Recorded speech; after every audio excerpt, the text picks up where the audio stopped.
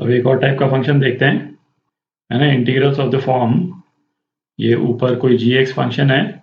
और नीचे वाला फंक्शन जो है वो ax plus B raise to power n के फॉर्म में है। तो जैसे नीचे वाला फंक्शन जो है वो क्वाड्रेटिक के फॉर्म में नहीं है ना, मतलब इस फॉर्म में नहीं है, ax square plus bx plus c, है ना, रेज टू पावर n, है ना, कुछ इस टाइप के फॉर्म में नहीं है। पॉलिनोमियल है ऑर्डर 1 का,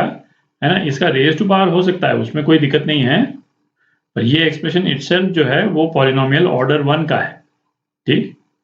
और इस वाले केस में जो n जो है वो, है ना, नेचुरल नंबर है, ठीक। जब इसमें एक चीज देखें, यदि फंक्शन इस फॉर्म में होता है a0 upon ax plus B raise to power n, ठीक है, और या फिर ये ax प्लस बी जो है वो न्यूमरेटर में होता है ना, ax plus B raise to power n, ये मैं सेम नेचुरल नंबर की नहीं बात कर रहा हूँ, है ना, कोई भी नेचुरल नंबर हो सकता है। तो यदि इंटीग्रल इस फॉर्म में होते तो इस फॉर्म के इंटीग्रल्स को तो हम निकाल सकते हैं, है ना। इसका इंटीग्रल जो है वो क्या हो जाएगा, a0 और फिर उसके बाद में 1/a, है ना, इसका 1/a ax plus B minus n plus 1 upon minus n plus 1, है ना, इस तरह से हो जाएगा, ठीक है, n की चाहे जो वैल्यू हो। और इंटीग्रल यदि इस वाले फॉर्म में है तो इसको अपन क्या लिख सकते हैं, है ना, इसका इंटीग्रल क्या हो जाएगा, 1/a ax plus B raise to power n plus 1, है ना, अपॉन n प्लस 1, ये हो जाएगा, ठीक।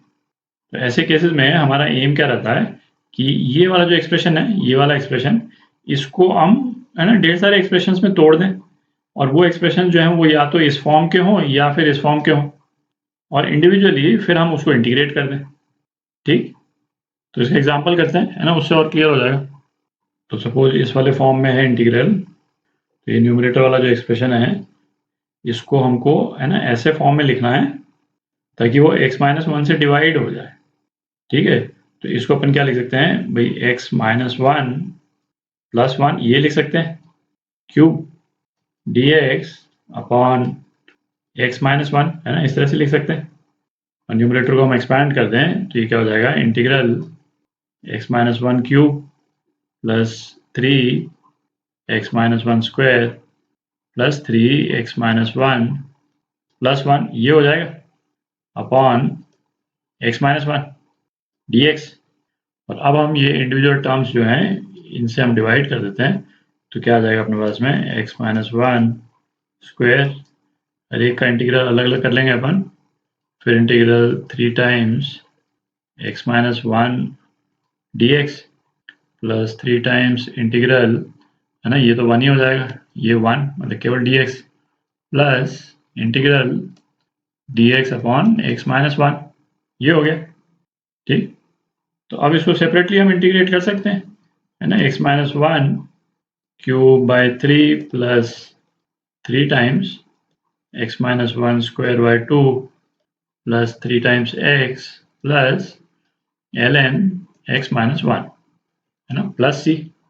अच्छा, ln का एक्सप्रेशन जो है आप चाहे तो ऐसे लिखें या फिर ऐसे भी लिख सकते हैं, है ना, एक ही बात है। हर टाइम पे ये अंडरस्टैंडिंग जरूर रहती है जब भी ln है कि इसमें इनपुट में हम कोई नेगेटिव नंबर नहीं दे रहे, ठीक। दूसरा एग्जांपल करते हैं, सेकंड एग्जांपल करते हैं, है ना, इसमें भी न्यूमरेटर को थोड़ा मैनिपुलेट करना है अपने को, डिनोमिनेटर वाला जो एक्सप्रेशन है ना, ये लाना है। तो जैसे ये है, इसको अपन क्या लिख सकते हैं भाई, इसको लिख सकते हैं अपन x प्लस 1 का स्क्वायर, है ना, ये तो लिख ही लें, ठीक। तो अपने पास में एडिशनल टर्म इसमें क्या आ जाएगी, एक 2x आ जाएगा और एक 1, है ना, इसको एक्सपैंड करेंगे तो क्या आएगा भाई, x square plus 2x plus 1, ये आ गया, ठीक। तो ये टर्म लिखने के लिए हमने ये दो टर्म्स को बेसिकली ऐड इंट्रोड्यूस कर दिया इसमें, तो इसको अब हमको सब्ट्रैक्ट कर देना पड़ेगा, तो -2x -1, ठीक है, ताकि केवल x स्क्वायर रह जाए, और प्लस 1 तो है ही, तो ये तो हमारा न्यूमरेटर हो गया, अपॉन डिनोमिनेटर वो तो सेम ही है, ठीक। अब हम डिवाइड कर दें, है ना, तो क्या आ जाएगा, ये तो कैंसिल आउट हो गया, तो हमारे पास में क्या रह गया, एक तो केवल dx रह गया, ठीक, और minus twice x dx upon x plus 1 का स्क्वायर, ये हो गया। अच्छा, अगेन ये वाले इस वाले एक्सप्रेशन को हम कैसे सिंप्लीफाई करेंगे, ये तो अभी अपन देख चुके हैं, ठीक। तो उसको भी कर लेते हैं। तो ये क्या हो गया, इंटीग्रल dx, ये तो वैसा का वैसा रहेगा माइनस ट्वाइस, ठीक है। अगेन जो डिनोमिनेटर वाला एक्सप्रेशन है उसको ला रहे हैं अपन, x plus one minus one, ये हो गया ब्रैकेट में dx upon x plus one का स्क्वायर, है ना, इसका इंटीग्रल। तो इसको अपन क्या लिख सकते हैं, integral dx minus twice, first part क्या हो जाएगा, dx upon x plus one, है ना, एक इंटीग्रल ये हो गया, और दूसरा वाला क्या हो गया, dx upon x plus one का स्क्वायर, ये हो गया, ठीक है। अब इसमें हर टर्म जो है वो अब आप आराम से इंटीग्रेट कर सकते हैं, तो अब इसको लिख लेते हैं, है ना, dx का इंटीग्रल x हो गया basically, minus twice ln x plus one, ठीक,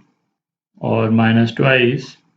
है ना, x प्लस वन का raise to power minus two plus one, मतलब माइनस वन, तो नीचे x प्लस वन हो गया प्लस c, ठीक। तो ये आपका आंसर